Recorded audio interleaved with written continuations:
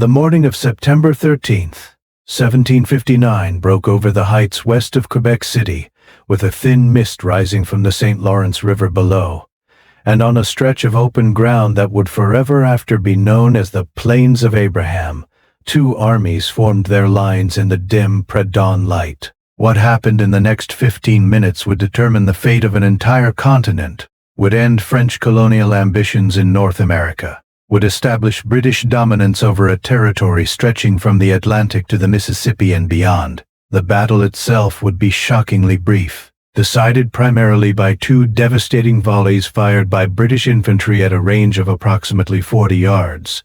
Volleys so perfectly synchronized and so catastrophically effective that they shattered the French army and killed its commander within minutes of the fighting's commencement. This was British linear tactics executed with textbook precision under the most improbable circumstances, and it represented the absolute peak of what disciplined infantry, armed with smoothbore muskets, could achieve in the age of black powder warfare. To understand the extraordinary nature of what occurred on the Plains of Abraham, one must first understand the strategic situation that brought these armies to this unlikely battlefield. The French and Indian War, known in Europe as the 7 Years' War, had been raging since 1754 in North America. It was fundamentally a struggle for continental supremacy between Britain and France, with their respective colonial populations and Native American allies drawn into a conflict that ranged from the frontiers of Pennsylvania and Virginia to the forests of upstate New York and north into Canada. The French held a vast territory stretching from Quebec and Montreal down the St. Lawrence, through the Great Lakes, and down the Mississippi Valley to New Orleans. Their colony of New France was thinly populated compared to the British colonies along the Atlantic seaboard, was strategically positioned and aggressively defended by French regular troops, Canadian militia, and Indian allies who excelled at frontier warfare. Quebec City was the keystone of French power in North America. Founded in 1608 by Samuel de Champlain, the city sat on a commanding bluff overlooking the St. Lawrence River, at a point where the river narrowed dramatically, allowing artillery on the heights to control all river traffic. The city itself was heavily fortified with stone walls and bastions, surrounded on the landward side by difficult terrain, and on the river side by cliffs that seemed to make it impregnable. The French had invested over a century and a half in making Quebec the strongest fortress in North America. Its fall would mean the collapse of French Canada, because without Quebec, Montreal could not be held, and without Montreal and Quebec, the entire structure of French power in the interior would crumble. The British understood this perfectly, as did the French. Quebec must be taken or Quebec must be held. Everything else was secondary. The British campaign to capture Quebec in 1759 was commanded by Major General James Wolfe, a 32-year-old officer who had distinguished himself in European campaigns and in earlier fighting in North America. Wolfe was given approximately 8,500 regular troops, a powerful naval squadron under Admiral Charles Saunders, and orders to take Quebec. The campaign began in June 1759, when the British fleet successfully navigated the treacherous St. Lawrence River, considered by many to be impassable to large warships, and arrived before Quebec. Wolfe established camps on the Isle of Orleans and the south bank of the St. Lawrence and began to probe French defenses, looking for a way to bring the French army to battle on terms favorable to British linear tactics. The French defense was commanded by the Marquis de Montcalm, an experienced and capable officer who had been fighting in North America since 1756. Montcalm had approximately 16,000 men under his command, but this force included not just French regular troops, but also Canadian militia and Indian allies, a mixed force with varying levels of training and different fighting traditions. Montcalm's strategy was fundamentally defensive. He had strong fortifications and the advantage of position. If he could hold Quebec through the campaign season, the British fleet would be forced to withdraw before the St. Lawrence froze, and Quebec would be saved. Time was on his side. All he had to do was avoid a decisive battle and wait for winter. For 3 months, Wolfe battered himself against Quebec's defenses without finding a way through. He bombarded the city from batteries across the river, reducing much of the lower town to ruins but failing to crack the fortifications. He attempted a direct assault on French entrenchments east of the city at Beauport, where Montcalm had concentrated his main force, but the attack was repulsed with heavy casualties. Wolfe tried landing parties and raids, attempting to draw Montcalm out, but the French commander refused to abandon his advantageous position. By early September, with the campaign season rapidly running out and his army weakened by casualties and disease, Wolfe was becoming desperate. The British government had invested enormous resources in this campaign. The fleet included dozens of warships and transports. The army represented a significant portion of Britain's military strength in North America. Failure was unacceptable, but success seemed increasingly impossible. Wolfe's brigadiers proposed a bold plan. Upstream from Quebec, the cliffs along the north shore of the St. Document, Lawrence were not continuously guarded. If troops could be landed at the base of the cliffs and could scale them during the night, they could reach the Plains of Abraham, the open ground west of the city's fortifications. This would force Montcalm to come out and fight, because British troops on the plains could cut the road between Quebec and Montreal, severing Quebec's supply line and communication with the rest of Canada. It was an extremely risky plan. The troops would have to navigate the river at night, land in darkness, climb a steep cliff path that might be guarded, and form for battle before the French could concentrate overwhelming force against them. If anything went wrong, if the landing was detected early, if the path up the cliffs was blocked, if the troops could not deploy quickly enough on reaching the top, the entire force could be destroyed. But Wolfe accepted the plan because he had no better alternative. On the night of September 12, 1759, the operation began.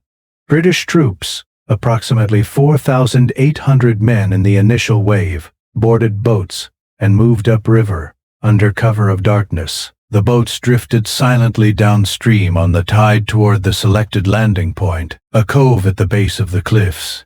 French sentries along the shore heard movement on the river, but were told by British officers who spoke French that it was a supply convoy they had been expecting. The deception worked. The boats reached shore. Troops scrambled out and began climbing. A narrow path led up the cliff face, steep and treacherous in darkness. A small French picket guarded the top, but they were overwhelmed by the first British troops to reach the heights. More and more British soldiers climbed the path, hauling themselves up by roots and branches where the path was too steep. Light artillery pieces were manhandled up the cliff, an extraordinary feat of physical effort.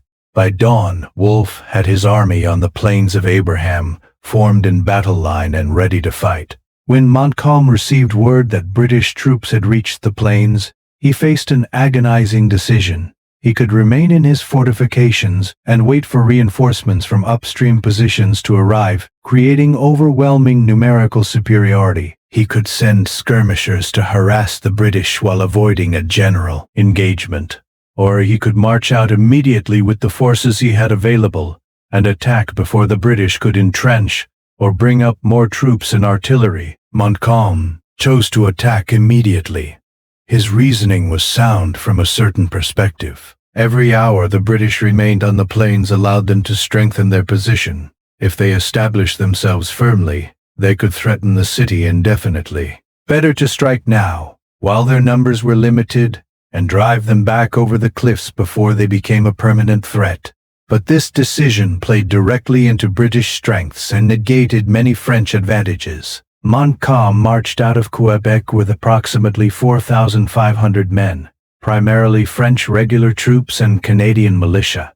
This gave him rough numerical parity with Wolfe's force, though Wolfe would have a slight advantage in regular troops. The armies deployed facing each other across the open ground of the plains. The British formed in their standard line formation, 2 ranks deep, stretching across the field with their flanks anchored on broken ground. To prevent being outflanked, Each British regiment had been drilled endlessly in the precise movements and procedures of linear warfare. The soldiers stood shoulder to shoulder, so close that they could feel the man next to them breathing, their muskets loaded and primed, bayonets fixed. The officers and sergeants moved along the lines, checking alignment, ensuring that every man knew his duty, maintaining the iron discipline that was the foundation of British infantry effectiveness. The French advance was less orderly. Montcalm's army included excellent regular troops, but it also included militia who lacked the endless drilling of European regulars.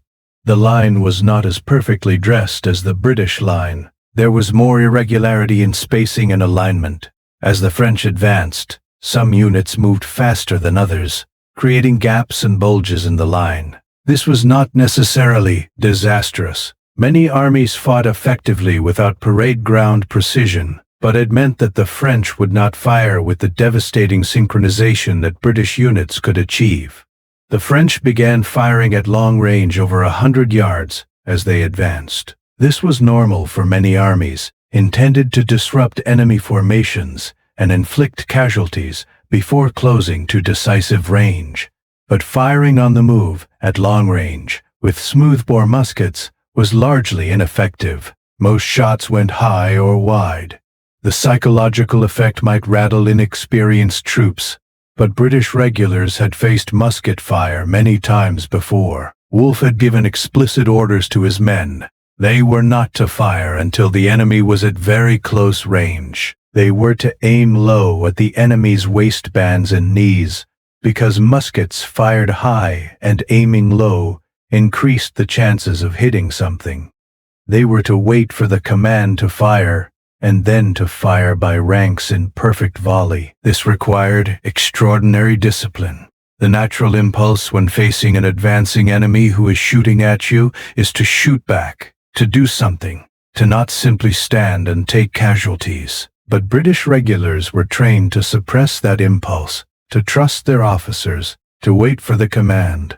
They had done this in battles across Europe and in previous engagements in North America. They would do it now. The French advanced across the plains, firing as they came. Their shots cracked across the field, producing puffs of smoke and the occasional casualty in the British ranks, but the British line held firm and did not return fire. Closer the French came, 80 yards, 60 yards, the distance closing with each step. British officers watched carefully, judging the range, waiting for the optimal moment. At approximately 40 yards, close enough that even smooth-bore muskets could not miss, far enough that the French could not immediately close with bayonets after the volley, Wolfe gave the order. The British line erupted in fire and smoke.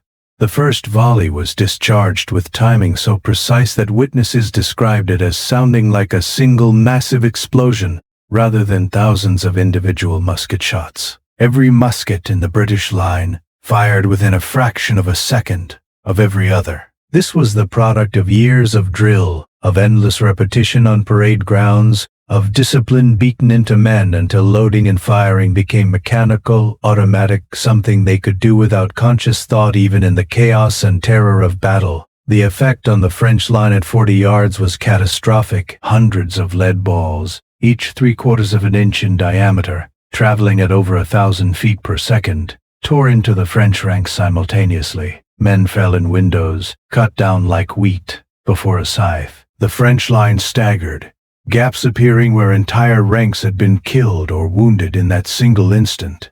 Before the French could recover, before the smoke had even begun to clear, the British reloaded with the same mechanical precision they had demonstrated in firing. Cartridge boxes opened, cartridges withdrawn, paper torn with teeth, powder poured, balls seated, muskets brought back to the shoulder, all within 15 to 20 seconds. The second volley crashed out with the same devastating precision as the first. Again the French line was shredded.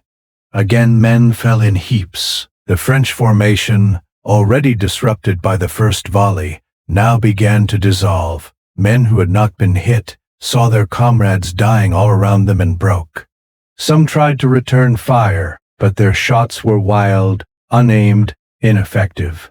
Others simply turned and ran. The iron cohesion that held linear formations together, the willingness of men to stand in the face of death because the men beside them were standing, broke under the shock of those two perfect volleys. The British did not wait to fire a third volley. Instead, they fixed bayonets, if they had not already done so, and charged. British infantry advancing with leveled bayonets was a terrifying sight, and the French, already shattered by the volleys, could not stand against it.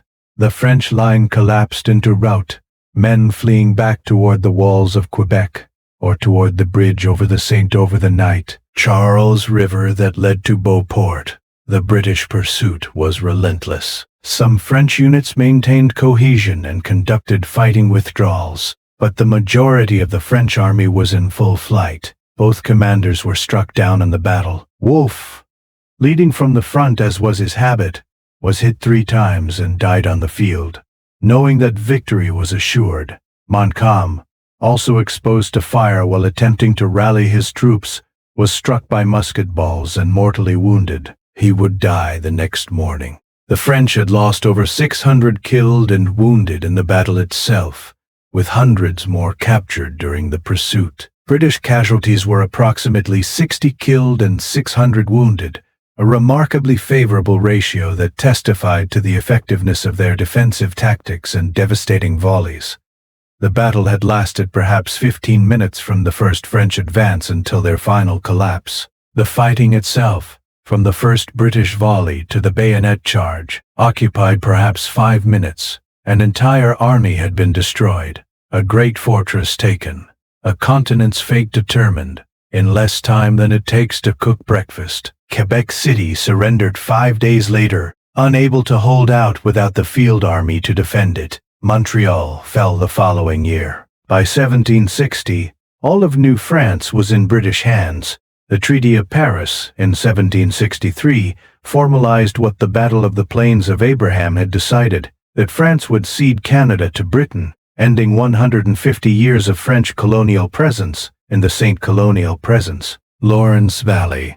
The battle demonstrated several crucial lessons about 18th century warfare and the power of disciplined linear tactics when properly executed. The Brown Bess musket was an inaccurate weapon at range, but at 40 yards, fired in perfect volleys by hundreds of muskets simultaneously, accuracy almost became irrelevant.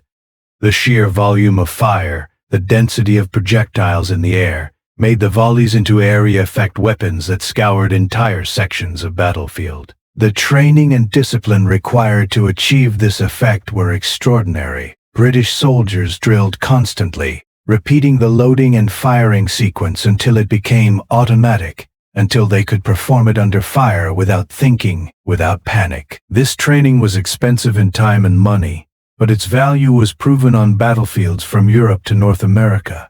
The decision to hold fire until 40 yards required immense trust between officers and men, and iron discipline. Troops who broke and fired early, who could not withstand the psychological pressure of standing idle, while the enemy advanced shooting at them, would dissipate their firepower ineffectively, and leave themselves vulnerable to the enemy's coordinated response. Wolfe's men held because they had been trained to hold, because they trusted that their officers knew what they were doing, because the man next to them was holding and no soldier wanted to be the one who broke first. This was the ultimate expression of the 18th century military ethos, where individual initiative and personal judgment were subordinated entirely to collective discipline and coordinated action. The French failure was not due to cowardice or incompetence. French soldiers were brave, and Montcalm was an experienced commander. But the French army at the Plains of Abraham was not homogeneous in training and discipline.